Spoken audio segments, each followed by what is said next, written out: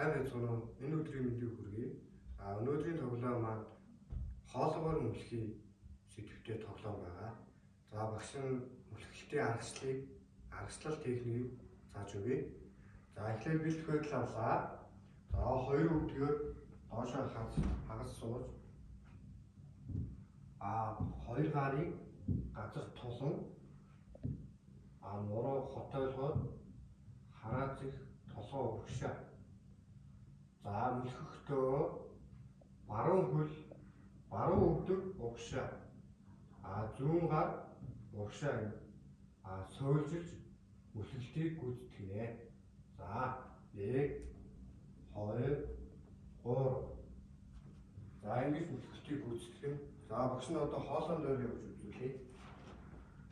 За хоолойгоо байрлуулад мөлхөлтийг дахин үргэлжлүүлж тоглоцгоё. Өвдгөөр доошоо газар зугуулсуулаад хоёр гарыг өснө газар тулаад үлмийг чийгээд нуруу хотойлгоод хараацыг толгой урагшаа.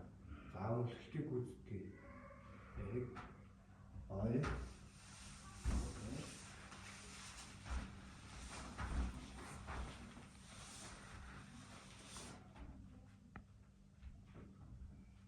мөлхөлтийг ингэж гүйцэтгэнэ.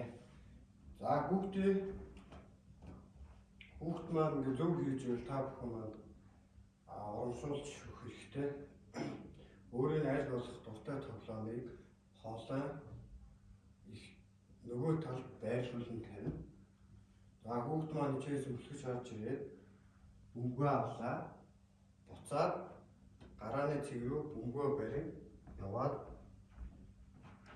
дахиад энэ хэмжээнээсээ өөрчлүүлээд мөлхөлтийн техникээр өөрчлүүлээд цаашаа тоглох боломжтой байгаа. За та бүхэн маань анхаарал хандуулсанд баярлалаа.